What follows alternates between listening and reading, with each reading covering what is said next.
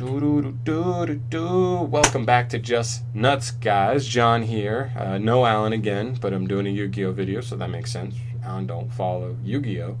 And today I'm talking about ninjas. And ninjas is one of my favorite archetypes of all time, like top 5, maybe top 3. I think they're so cool. Stems from watching Naruto as a kid.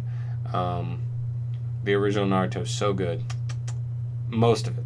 There is filler on the back end, and that's terrible. Forget that. But like, a lot of the arcs are really good. Hidden Mist Village, really good.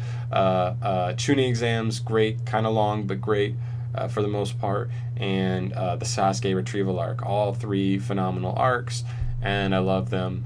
And just nostalgia from watching all this as a kid. Watching it now may be tough, just may feel slow or whatever at parts, but as a kid, just so nostalgic for those 3 arcs specifically. But yeah, I'm getting off topic just talking about Naruto. This is not a Naruto discussion video. This is a ninja discussion video. And today I just want to talk about ninjas in general, kind of like the Blackwing video I made, but for ninjas this time. So I want to start with what the deck can do now.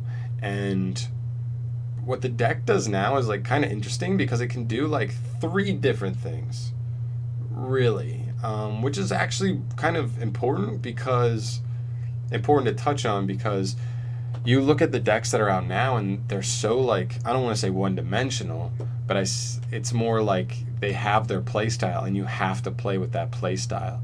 You're just kind of stuck because that's what the cards do. You see Gokis, and Gokis are just a hardcore extra link. You're either trying to build like an insane extra link with like Trigate so your opponent can't do anything, or you're just trying to like Gumblar for 4 so your opponent has nothing. Even if your board isn't that great, your opponent won't be able to do enough with 2 cards. So there's like, that's what Gokis do, like Sky Strikers, Paleos, Altergeist. They all kind of play like this stun game with not a lot of power in terms of monsters. But that's like how you have to play. The traps get it done. The traps stun your opponent so that you don't need a ton of monster power to win the duel, to overpower your opponent. But this deck can play a couple different ways, and I think that's really important. Whoa, alarm. There. And I think that's really important because if your opponent sees this deck, they may not know what you're trying to do because it can be played in different ways, and they may not be sure what variant. And I think the way I play, in my opinion, is like the best way to play it competitively. But I'll go over that in just a sec. So I think there's 3 main ways to play it. So the first way is you can either play like a lockdown variant with anti-spell fragrance, so your opponent has to set spell cards before activating them, and playing a card called Dark Simorg, which is a winged beast level 7 monster that says, has 2700 attack, and it says your opponent cannot set cards, period. I believe it's just generic as that. So pretty much anti-spell fragrance says they have to set spell cards, and Simorg says you can't set anything. So they can't activate spell cards, and they can't set anything. So the cards are just dead. All spell cards are just dead in your opponent's hand. And then you just lock them out like that. Like against Sky Strikers, if you actually set up Simorg up with anti-spell fragrance, you probably just win that duel straight up. They probably will have no response, and then you'll just beat them down. And so it's like matchup dependent too, because not all decks play a ton of spell cards. Like, I mean, Paleos and Altergeist are pretty in now as like heavy trap stun decks, and they don't play a lot of spell cards. So they play like small draw engines, and that's about it. 2 Pot of Desires, maybe a Duality, maybe Card Demise, nothing crazy. So like, there's just not enough. Like, it's too matchup dependent that I don't think that variant's ever going to be the best variant. But I think it's interesting. The other variant is like a heavy stun variant where you just kind of it's almost like a beatdown deck, and you just play like a ton of trap cards. Like, you almost play like a Paleo or an Altergeist player would play. You just play a ton of trap cards. You have searchable trap cards with like Hanzo being able to search Ninjutsu art cards, and Saizo being able to set them straight from the deck, so you can just plus like extra stun cards. The problem is a lot of the ninjutsu art cards tribute your own ninjas, so like if you play that kind of variant, your ability to summon monsters is not going to be as strong, and you have to tribute them off. So you're already like getting rid of them when in this variant you already struggle to like get monsters anyway. So I don't like that variant either. But my favorite variant is like a half stun. It's like a weak stun, explode deck, or like combo deck sort of. And I think that's the best way to go, because you play it like pretty much like the problem with a lot of these other stun decks is that they don't have the monsters to kill in one turn, or just kill quickly, or build enough build a big enough board fast enough to just like just overpower your opponent. Even if you don't kill in one turn, you like Altergeist and Paleos, they can't build monster boards quick enough to just like overpower your opponent with monsters. But this deck can, and the reason is this card right here, Ninjutsu Duplication.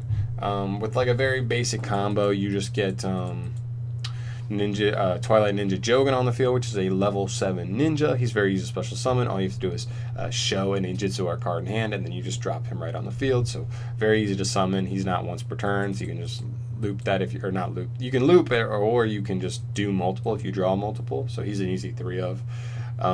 And then this card, it's a trap card, so it is slow, but that's what I'm saying. You use other cards to stun, and then you do this, and then on the next turn, you'll have enough resources to kind of just go in offensively. So this card says tribute 1 ninja monster, then special summon any number of ninja monsters from your deck in attack, a face-up attack, or face-down defense with combined levels less than or equal to the level of the tributed monster. So, like I said, with Jogan, you tribute him level 7, and then you can summon ninjas that total level 7. So you're going to special 1 Hanzo, he's going to add you another ninja, and then you're going to and then you're going to special summon all 3 Kagans that you play in your deck. Assuming you didn't draw one, even if you did, it says up to, so you can't just summon Hanzo and 2 Kagans, which will get the job done just the same. And then this is a 2000 wall, so you can summon these in face down defense mode and Hanzo in attack mode. You plus off the Hanzo, and if your opponent isn't able to like out much of your board, you're just gonna do some crazy link plays because you just plus 3'd off of that card right there. So really, really powerful. Just going over some of the new stuff that came out, we have Yellow Ninja. This card's insanely important for like the consistency of the deck. It says when he's normal summoned, special summon a level 4 or lower ninja from your hand with him, but you can't summon ninjas or you can't summon monsters from the extra deck except ninjas, which is fine because most of the time you just make Hanzo anyway, or Saizo, sorry. You make Saizo. You also have Blade Armor Ninja that you should play a 1. I feel like you just should for OTK potential, especially on turns where you like are forced to go with Yellow Ninja, and he can be the difference, like being able to make Blade Armor Ninja, like the difference between a kill and not being able to kill your opponent fast enough and being punished because of it. So I think he's really important. He's also a 1918 stat level 4 monster, which is, I love that. I love monsters that, like this card, Trickstars don't have a monster in the main deck that's bigger than this card. That's crazy to think about. And obviously, you know, they have other ways to work around it, but generally, like, this card just gives you a slight advantage over there. I mean, this deck has a terrible advantage against Trickstars. I'm not going to lie to you. Just because of light stage being able to lock your stun cards makes it so hard. It makes it so hard. Any heavy trap, heavy set card in general deck, Trickstars have a decent matchup against just because of light stage being able to lock stuff is so strong. So strong. But outside of that, I think this deck has pretty good matchups otherwise. Saizo is huge. This is what decks wish they had. They wish they had Saizo. Saizo says once per turn during your main phase, just set any Ninjutsu card straight from the deck. And that is insane. That's so good. It's once per turn to +1. And it's not even on summon. It's just once per turn. So what happens in a lot of duels, if you play a lower power like deck, just against like a lower power deck, and they can't get to Saizo, you just, if you go first or even second, doesn't matter when you go, you could go use Saizo to +1, and then your opponent has trouble outing Saizo because he protects himself, which I'll get to in a sec, and then you just set again next turn. If your opponent can after that, you'll set again next turn. You just keep setting these stun cards to keep like just pestering your opponent, and they can't break through it sometimes, which is really huge. He's a 2000 beat stick, phenomenal for a Link 2. And his protection effect is good as well. He says when he points to anything, not even just ninjas, he cannot be targeted for an attack, and he can't be targeted with card effects. And just so many cards target that, like, it's crazy. And the field spell protects. Oh, I forgot to put the... whatever. And then one of the most important stun cards here is Ninjutsu Art of Shadow Sealing. This card says tribute one ninja monster, target one monster your opponent controls, banish that target, and then the zone it was in cannot be used while it's banished. And then if this card gets removed from the field, you bring back the monster you banished with it to the zone it was removed from, which is pretty important because it can be frail if you don't have like a way to protect. But for the most part, it's really strong if you're able to summon a Saizo in your extra monster zone. And then on your opponent's turn, if you tribute something, obviously that's not Saizo. If you had a Saizo pointing to something, you tribute that to take away a monster your opponent just summoned to an extra monster zone, and then your opponent just loses the extra because that zone can't be used and your Saizo's in the other one. So your opponent may have like no way to really like deal with it, which is kind of crazy. It's just kind of really powerful against a lot of certain decks. Like Goki's just lose to this card. If you go first and build like that same board and do that thing right there that I just explained, you probably just win that duel like right there. They might just scoop it up right at that moment.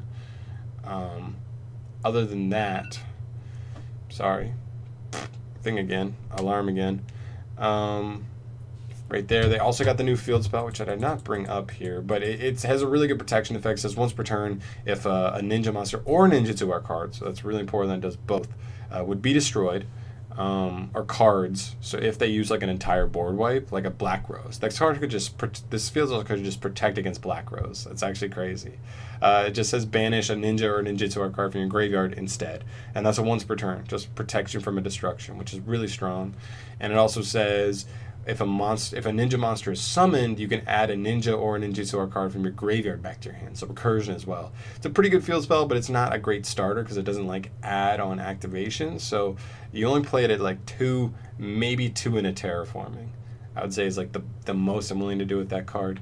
I think it's also really important to play a card like Diabolos in a deck like this because you do play these ninja spell and trap cards that tribute ninjas, and a lot of them are dark. We have Hanzo, who's dark. Getsuga is dark. Jogan is dark. Kagen is dark. Yellow Ninja is wind, so not him. Saizo is light, which is kind of a bummer. That actually kind of bums me out. But I do think Diablos is just like worth playing. I keep going into the Zodiacs. I'm crazy. I just think it's important because it's like a nice power buff, and it like some decks just can't do it. Like Sky Strikers really struggle to deal with Diabolos just not being targeted, and all their spell cards target except for they'd have to use jamming waves, which a lot of Sky Striker players just don't even main deck anymore. So, and you have your ninjutsu art card to protect, so I think they have to destroy something to be able to destroy a monster, and you may be able to just protect, and then they just lose it. So I think the deck can do some really cool things, and I'm really excited because I think there's going to be more support coming out, and this is just like this last little part is talking about support I think the deck could get. I still think the deck, like, while Yellow Ninja does support like consistency and helping you just like be able to make Saizo turn ones, which is like what you need to do because Saizo just gets you whatever ninjutsu card you need, which is really important, but I still don't think the deck has the consistency it wants or power. I think it's still missing some things. So here's a little theory at the end of this video, which is pretty much the fact that Yellow Ninja exists. And this theory is just built around Yellow Ninja because as Yellow Ninja got released, they also released as another support card in this same last set, Shadows of Valhalla, they also released Yellow Dragon Ninja, which is like a bigger version of Yellow Ninja, and it like destroys 2 set cards, set spell and trap cards. It's like not that good. It's very niche. and it can't be special summoned except with a ninjutsu art card, I think. So it's like, it's not that good. It's just a big brick in a deck like this, so I wouldn't play it, an optimal variant. But what's important was before Yellow Dragon Ninja came out, there were ones before him. There was a Black Dragon Ninja, a White Dragon Ninja, a Blue Dragon Ninja, a Red Dragon Ninja.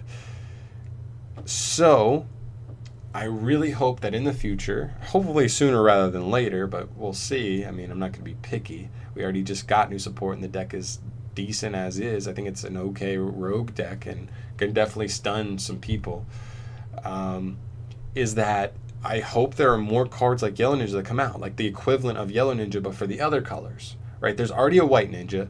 I believe that's already a card.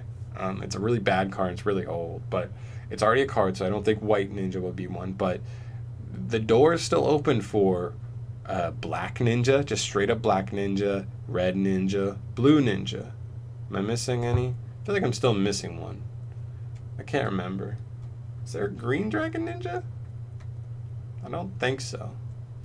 But even those three right there, if they do similar, like Yellow Ninja, if they just help with like the deck's fluidity and like summoning monsters, like maybe there's one that's kind of works like Jogan, getting itself out of the hand easier. Maybe it works like a Blackwing. Like if you control a ninja monster, you can special summon this card from your hand. You know what I mean? Just cards like that that make the deck more fluid. Because if this deck could become a little more consistent with being able to just like Sizo every turn, you may be able to just win like beat down, like stun with like just summoning Sizo every turn. Your opponent just can't keep up with it.